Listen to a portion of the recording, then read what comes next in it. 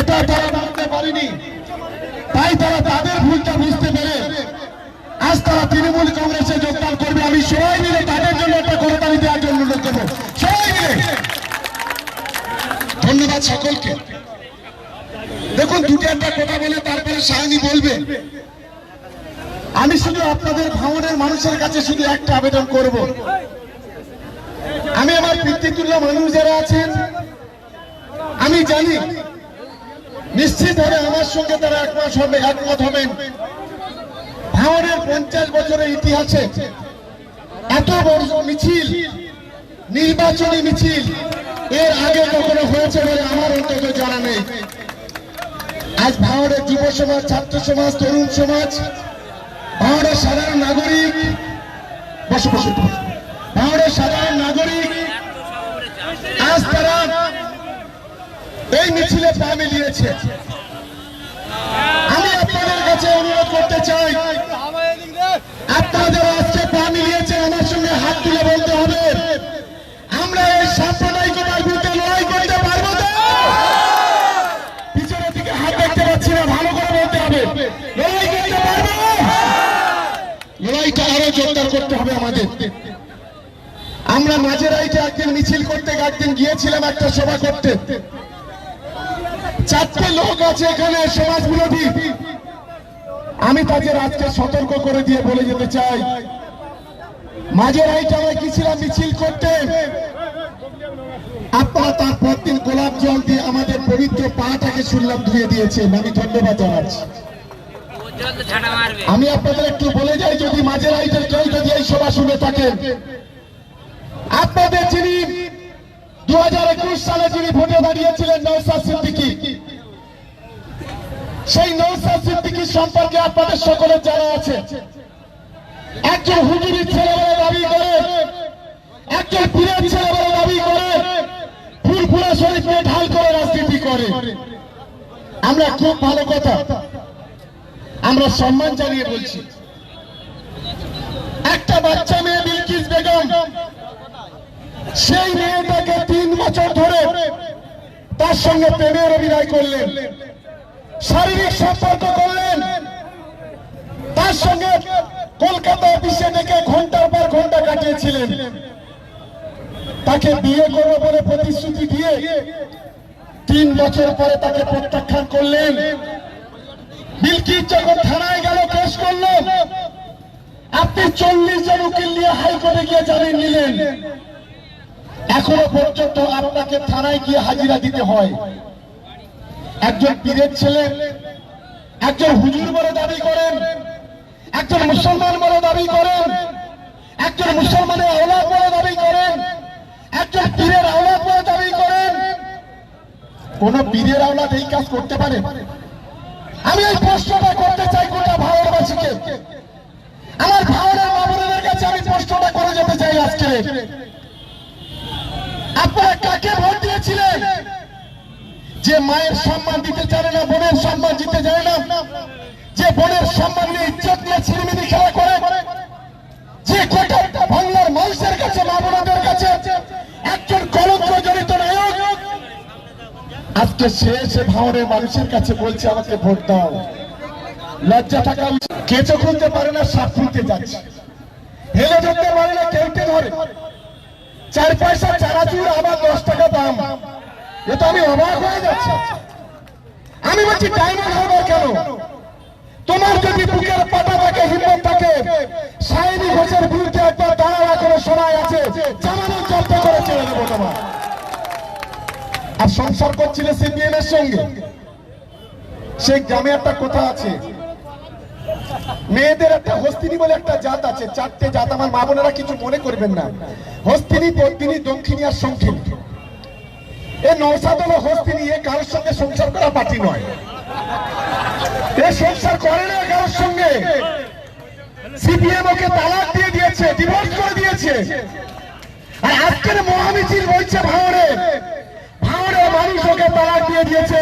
এটাই হচ্ছে ভাঙড়ের মহামিছিল, এটাই আজকের ইতিহাস তৈরি করলো ভাঙড়।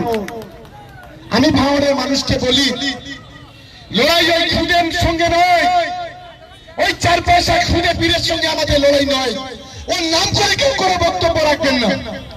আমাদের লড়াই বিজেপির সঙ্গে, আমাদের লড়াই বাংলাদেশের সঙ্গে, আমাদের লড়াই মসজিদ মন্দির যারা ভাইয়ের তাদের সঙ্গে, আমাদের লড়াই যারা গোটা দেশ জুড়ে এনআরসি এর নাম করে হিন্দু মুসলমানকে ভাগ করতে চায়, আমাদের লড়াই তাদের সঙ্গে।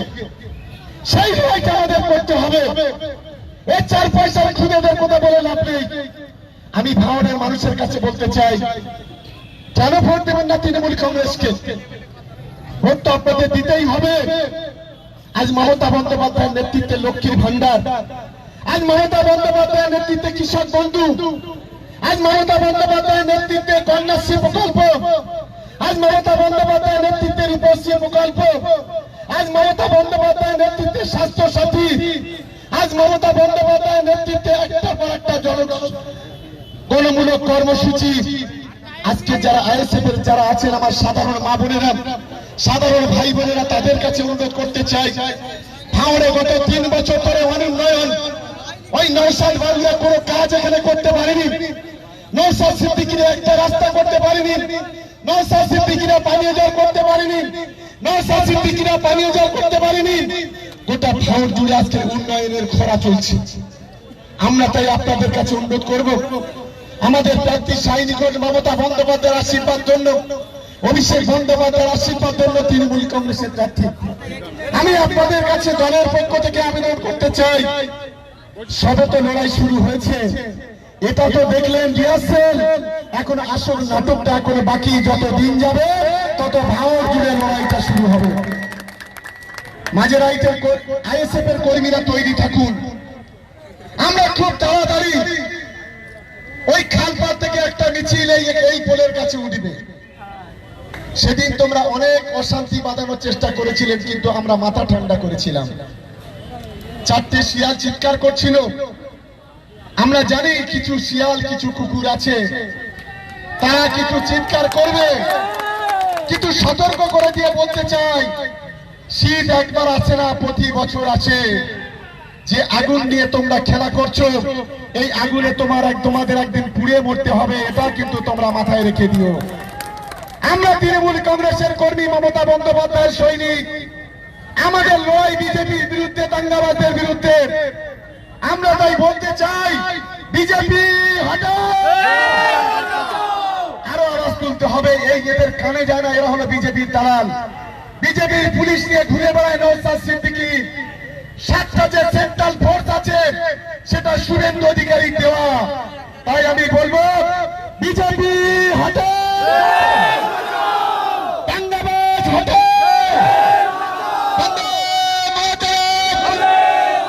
ধন্যবাদ সকলকে। এবার আমি বক্তব্য রাখার জন্য আমাদের প্রার্থী শাহিনী ঘোষ দিদি বলার আগে আমি একটা কথা শুধু বলবো। আমার পাশে এখানে আব্দুল আজিজ সাহেব বসে আছেন, একটু আব্দুল আজিজ সাহেবের জন্য সবাই একটু তালি দেবেন। যে জমি রক্ষা কমিটির যে সভাপতি, প্রতিষ্ঠাতা নেতা আব্দুল আজিজ সাহেব, যদি ক্রিমিনাল আছে, যার বাড়ি কোথায় জানি না, যে পোলের হাতে প্রতিনিয়ত গুলি বোমা বন্দুক নিয়ে খেলা করে, যেভাবে ফেসবুক লাইভ করে হুমকি দিয়েছিল আমাদের বিভিন্ন তৃণমূল কংগ্রেসের কর্মীদের, এবং বকলমে খয়রুলকে খুনের মার্ডার করার হুমকির কথা বলেছে। আমি সতর্ক করে দিয়ে বলতে চাই, জনপ্লাবন যেদিন তৈরি হবে, সেদিন কিন্তু আপনাকে কেউ বাঁচাতে পারবে না। আপনার গণতান্ত্রিক ভাবে তৃণমূল কংগ্রেস লড়াই করবে, এটা মনে থাকে যেন। সতর্ক করে দিয়ে যাচ্ছি, গণতান্ত্রিক ভাবে লড়াই করুন, আপত্তি নেই, ভয় দেখাবেন না।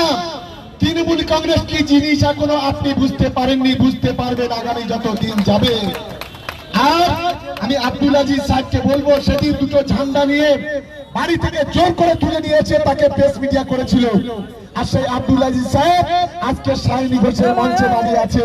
এটা আমি অনেককে বলবো, আবার আজকে রাত্রে আপনি একটা ফেসবুক করুন, লাইভ করুন, আপনি কি হুমকি দিতে পারেন দিন। আমরা কিন্তু তৃণমূল কংগ্রেস তৈরি আছি। তাই এখন আমি বক্তব্য রাখার জন্য আমাদের সর্বভারতীয় তৃণমূল কংগ্রেসের মহান নেত্রী মমতা বন্দ্যোপাধ্যায়, আমাদের সর্বভারতীয় তৃণমূল কংগ্রেসের সাধারণ সম্পাদক অভিষেক বন্দ্যোপাধ্যায়ের মনোনীত আশীর্বাদ ধন্য প্রার্থী, আমি সায়নীদিকে বক্তব্য রাখবেন বক্তব্য রাখার পরে আমরা জয়েন করব। প্রায় 300-400 আইএসএফ এর কর্মীরা তারা আজকে তৃণমূল কংগ্রেসে যোগদান করবেন। আজান হবে, সেই জন্য আগে একটু বলে নিই। জয় বাংলা। এই আবার তারা ভাবে পশ্চিমবঙ্গের মানুষকে রিমোট কন্ট্রোল দিয়ে নিয়ন্ত্রণ করা যায়, যে আমরা দিল্লিতে বসে রিমোট টিপবো আর বাংলার মানুষ আমাদের বুলি বলবে। তাদের চোখে অনেক ময়লা জমেছে, তাদের কানে অনেক ময়লা জমেছে, তাই তারা বাংলার মানুষের আবেদন, তাই তারা বাংলার মানুষের চাহিদা, আমাদের কাকুতি মিনতি যে আমাদের টাকা দাও, আমাদের ন্যায্য টাকা দাও, 100 দিনের কাজের টাকা দাও, রাস্তার টাকা দাও, জলের টাকা দাও, আবাস যোজনার টাকা দাও, মিড ডে মিলের টাকা দাও, জিএসটির টাকা দাও। লক্ষ লক্ষ চিঠি লেখা হয়, মমতাদি লেখে, অভিষেক লেখে, তাও তারা সেগুলো পড়তে পারে না, কারণ তাদের তো চোখে ধুলো পড়েছে। আমাদের অনুরোধ তারা শুনতে পায় না, কারণ তাদের কানে ময়লা জমেছে। তাহলে সেই ময়লা পরিষ্কার করতে হলে এত হালকা করে বলতে হবে না, বলতে হবে জোরে। বলো জয় বাংলা। বলো বিজেপি হটাও, বিজেপি হটাও। বিজেপি কে হটিয়ে 2024-এর এই লোকসভা নির্বাচনে বিজেপির ভাষণ দিয়ে তবে গঙ্গা স্নান করব ঠিক করেছি, তাই তো? অনেক বড় বড় কথা অনেকে বলেছে, পাইনি তো। সেদিন একটা ভিডিও দেখছিলাম, ভাঙড়ের মানুষের ভিডিও, কেউ একজন করে আমায় পাঠিয়েছে যে দিদি এই দেখুন। সাধারণ মানুষ, আপনি জিজ্ঞেস করছিলেন যে দেখো দলের লোকেরা তো যাই বলুক না বলুক, সাধারণ মানুষ কি বলছে দেখুন, আপনাদের বিধায়কের ব্যাপারে কি বলছে। সেখানে প্রত্যেকটি মানুষ বলছে যে 3 বছরের চোখের দেখা দেখিনি। তারা বলছে একটা উন্নয়নের কাজ হয়নি, শুধু হিংসা, শুধু গুন্ডামি, শুধু মাস্তানি, শুধু ভয় দেখানোর কথাবার্তা, শুধু মানুষের মধ্যে মানুষের বিভেদ ঘটানো, লড়িয়ে দেওয়া, এবং সব থেকে বড় কথা যেটা শওকত ভাই বললেন, যে আজকে বিজেপির সঙ্গে সেটিং করে বিজেপির কাছ থেকে কেন্দ্রীয় বাহিনী নিয়ে নিজের সুরক্ষিত থাকার একটা প্রকল্প।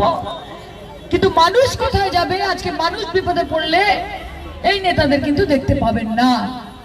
বাংলার মানুষ এমনি বলে না যে লাভ ছাড়া ক্ষতি নেই, দিদি ছাড়া ভরসা, সেই জন্য বলে।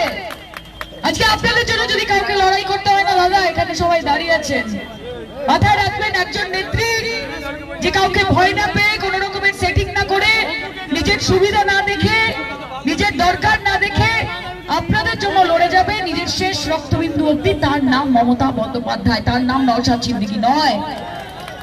আমাদের লড়াই বিজেপির সঙ্গে। এই যে